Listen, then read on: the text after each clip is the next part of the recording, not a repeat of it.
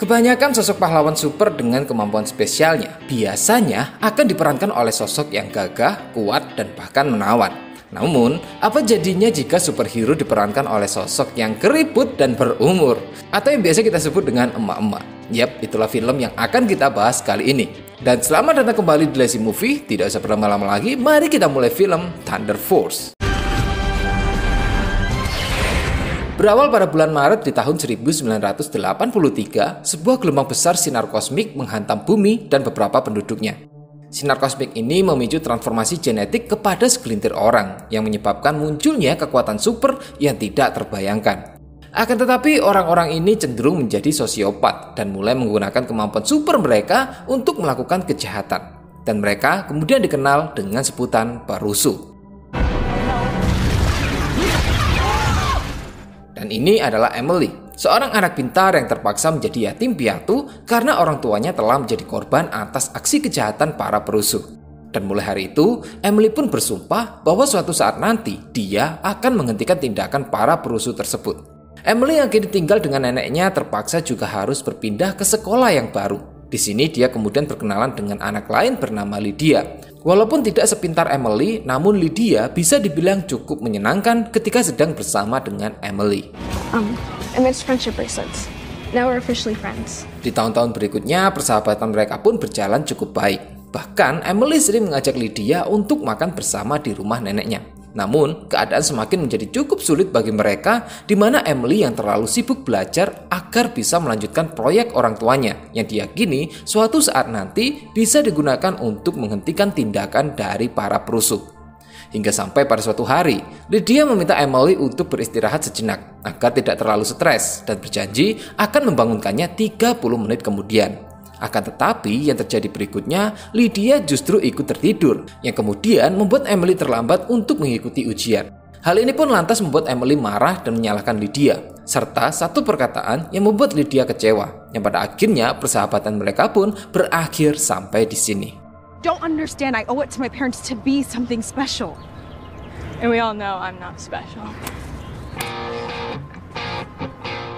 Singkat cerita, 20 tahun kemudian, dalam perjalanan sepulang dari kerjanya sebagai operator kontainer, Lydia mendapati beberapa polisi yang sedang mengejar seorang perusuh bernama Laser. Dan peristiwa itu pun hampir saja membunuhnya.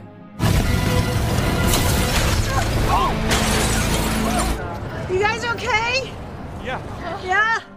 Setelah kejadian itu, Lydia menyempatkan diri untuk singgah ke restoran milik Frank, di mana restoran ini dulunya sering dikunjungi oleh Lydia serta Emily ketika persahabatan mereka masih baik-baik saja.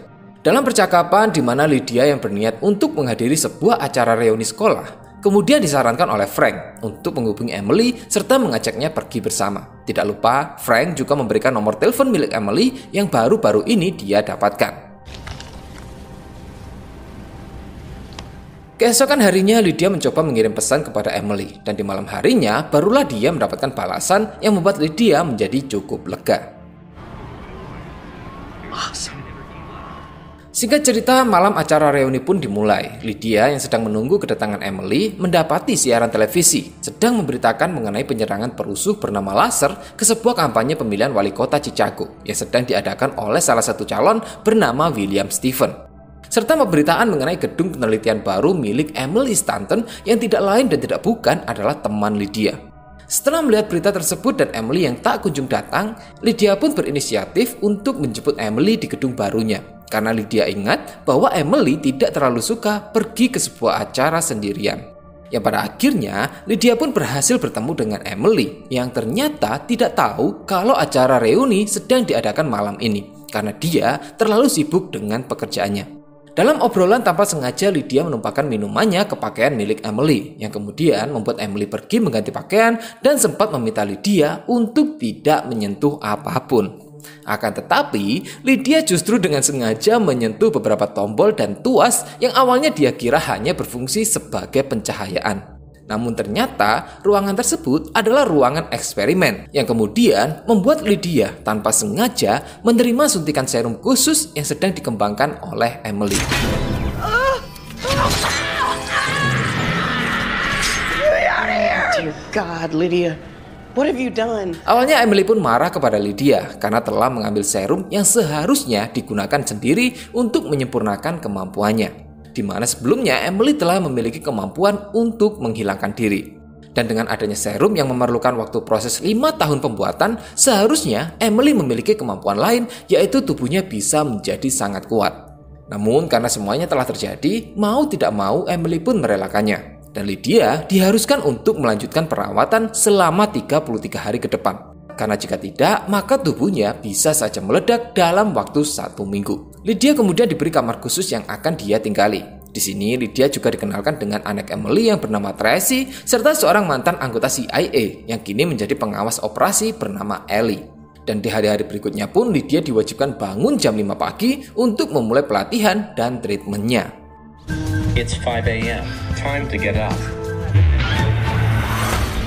Goes nothing. I'm burning! My face is on fire! That should be over in about 2 seconds. Oh, yeah. Oh, right. This shot put is around 170 pounds. Oh,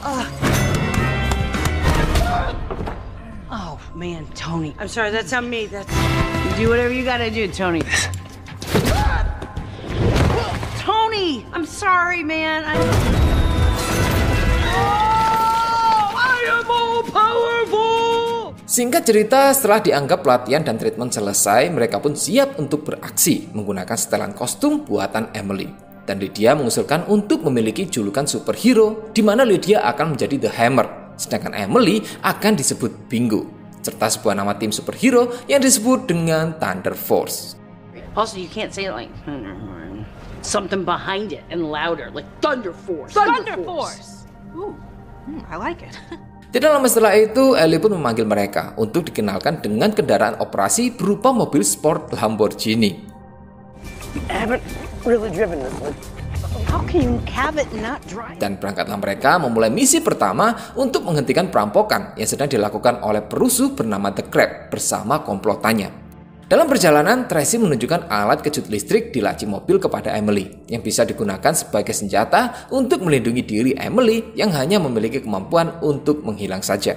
Singkatnya, mereka pun sampai di lokasi kejadian, di mana Emily dan Lydia pun mulai bekerja sama untuk menghajar para perampok. Akan tetapi, ketika Lydia bertemu dengan The Crab, mereka berdua justru jatuh hati.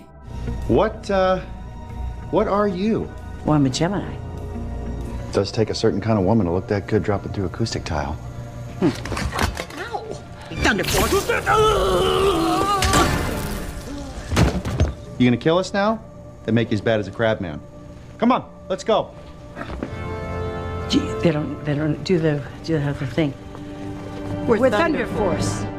Dan atas aksi tersebut, kemunculan Thunder Force pun mulai menyebar dan dengan cepat menjadi berita hangat sebagai pahlawan yang akan melindungi kota Chicago dari para perusuh. Yang juga dibuktikan dengan seringnya Thunder Force menyelamatkan kota dari para penjahat. It seems that Chicago's new super team knows how to have fun. Adegan berpindah memperlihatkan calon wali kota bernama William Stephen yang ternyata memperkerjakan Laser dan juga The Crab yang selama ini telah membuat rekayasa kejadian serta memanipulasi media yang dimaksudkan agar William sukses terpilih sebagai wali kota Chicago.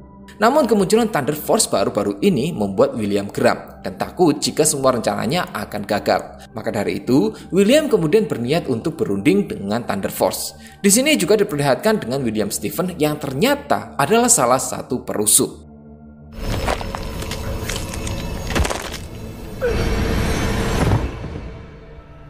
Kembali pada Emily, Lydia, dan juga Tracy yang sedang memandangi logo tim Thunder Force. Dan tidak lama kemudian, tiba-tiba sebuah ledakan dinding terjadi bersama dengan kemunculan William serta Laser. Di mana William kemudian menawarkan agar Thunder Force bekerja untuk dirinya. Akan tetapi, Lydia bersama Emily pun dengan tegas menolak tawaran tersebut. I'm not scared of you, man. Can't wait to kill you both. Bye, thanks for coming. Here, to the right. Adegan berpindah memperlihatkan Thunder Force ikut menghadiri kampanye dari calon wali kota lain yang bernama Rachel Gonzalez. Selain untuk mengamankan situasi, mereka juga memberi dukungan untuk Rachel. setelah mengetahui bahwa William ternyata adalah perusuh. Namun Lydia maupun Emily sama sekali tidak membocorkan rahasia tersebut kepada publik. Dan atas dukungan dari Thunder Force, Rachel Gonzalez pun mendapatkan peningkatan popularitas yang lantas membuat Rachel akhirnya terpilih menjadi wali kota Chicago. Berita tersebut pun dilihat oleh William yang lantas menjadi sangat marah besar. Dia kemudian membuat acara pers untuk memberikan selamat serta berniat mengadakan pesta perayaan atas terpilihnya wali kota baru yaitu Rachel Gonzalez. Namun di balik pernyataan tersebut ada rencana yang tersembunyi. Keesokan harinya, Lydia, Emily, dan juga Ellie terlihat sedang makan bersama di restoran milik Frank. Setelah berbincang-bincang, Ellie kemudian meninggalkan meja untuk pergi ke toilet. Dan tidak lama kemudian, tiba-tiba Lexer datang menyerang restoran tersebut. Beruntung tidak ada korban jiwa, dan orang-orang pun lantas pergi menyelamatkan diri, sedangkan Lydia bangkit untuk melawan Lexer.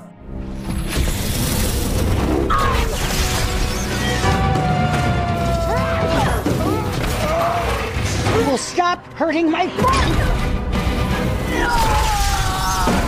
Akan tetapi setelah pertarungan itu, Lexer justru melarikan diri. Lydia kemudian berusaha untuk menghentikannya dengan melemparkan sebuah bus. Awalnya Emily mencoba mencegah Lydia untuk tidak melakukan hal itu. Namun saran tersebut dihiraukan oleh Lydia yang kemudian membuat bus terlempar jauh dan sama sekali tidak mengenai Lexer.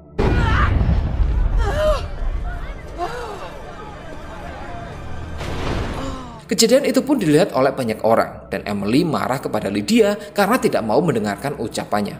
Alhasil mereka berdua pun justru bertengkar seperti kejadian 20 tahun yang lalu. I didn't see you trying to do anything to stop her except disappearing. Whatever you say. You're always right. You're the special one, not me. Right, Em? Berita mengenai kegagalan Thunder Force menghentikan Lexer dan malah berujung rusaknya sebuah bus serta taman menjadi topik hangat dalam beberapa acara televisi yang salah satunya sedang ditonton oleh Tracy. Tidak lama kemudian Emily pun datang dan mereka mulai melakukan perbincangan tentang masalah yang sedang terjadi. Sementara itu Lydia terlihat sedang kencan bersama The Crab di sebuah restoran. Dalam pembicaraan, The Crab yang bernama asli Jerry itu menceritakan bagaimana dirinya bisa bermutasi. Dan peristiwa itu pun terjadi setelah seekor kepiting yang terkontaminasi radiasi kosmik menjepit titiknya. Di sisi lain, Lydia juga akhirnya mengetahui bahwa sebenarnya Jerry bukanlah orang yang benar-benar jahat. Dan atas perbincangan tersebut, mereka berdua pun semakin jatuh cinta. Yang pada akhirnya, Jerry memberitahukan rencana asli William yang berkedok perayaan untuk wali kota Rachel. Mengetahui hal itu, Lydia pun bergegas untuk memberitahu Emily mengenai rencana William yang berniat untuk meledakkan gedung perayaan bersama dengan orang-orang serta Rachel Gonzalez. Mendengar hal tersebut, Thunder Force pun mulai bergerak dengan strategi dan pengarahan dari Ellie. Dan ketika misi sedang berjalan, Ellie yang berada di ruang monitor kemudian meminta Tracy untuk mengambilkannya kopi. Dan ketika Tracy pergi, ternyata Ellie justru menghubungi Lexer untuk memberitahukan keberadaan Thunder Force. Beruntung Tracy yang kembali lebih cepat dan mendengar pengkhianatan dari Ellie lantas memukulnya hingga pingsan. Setelah itu, Tracy pun bergegas memberitahukan hal ini kepada Emily dan juga Lydia. Get away from the door, now!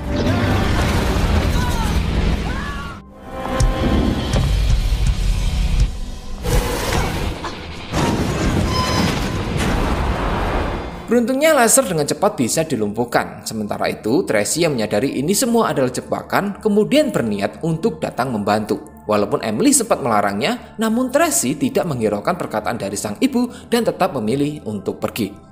Di sisi lain, acara perayaan pun sudah dimulai dan bom telah diaktifkan tepat di lantai bawahnya. Sedangkan William bersama anak buahnya di dalam lift kemudian mencoba menghubungi Lexer. Dan dari Lexer lah akhirnya William tahu bahwa Thunder Force berhasil memasuki gedung dan sedang mencari keberadaan bom. Mendengar hal itu, William pun bergegas pergi ke lantai 29 di mana bom sedang disimpan. We gotta go back up. Let's end this. Hit 29. It'll take us a while. 29. Okay. I'm sorry. Akan tetapi ketika sampai, ternyata Thunder Force sudah berada di lokasi dan pertarungan pun kembali terjadi. Dengan kemampuan menghilangnya, Emily berhasil melumpuhkan seluruh anak buah William, kecuali The Crab yang cuma menonton saja. Akan tetapi tidak lama kemudian, Lexer pun datang dan mulai menyerang Emily. Beruntung di waktu yang sama, Tracy muncul menyelamatkan Emily, yang ternyata Tracy sendiri memiliki kekuatan super, yaitu bisa bergerak dengan sangat cepat. Dan atas kerjasama dari The Crab, Lydia, Emily, serta Tracy, mereka pun akhirnya bisa mengalahkan William. Hands off. Jerry. No problem. Adam, feed her.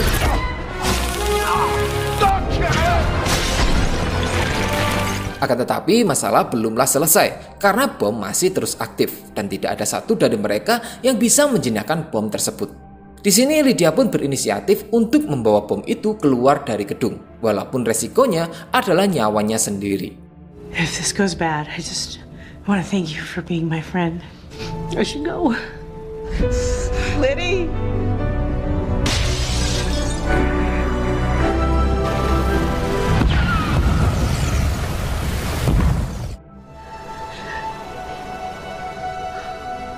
Setelah ledakan itu, Emily bersama Tracy pun turun untuk melihat mayat Lydia yang sudah diangkat oleh tim medis ke pinggir sungai.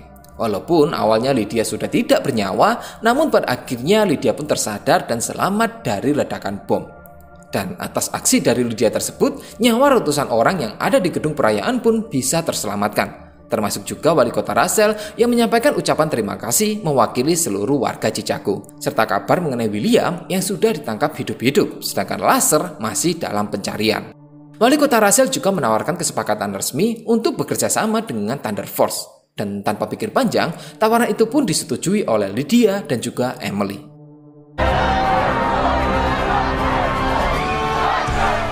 Film ini pun diakhiri dengan memperlihatkan The Crab yang kini bergabung dengan Thunder Force dan masih menjalin hubungan dengan Lydia.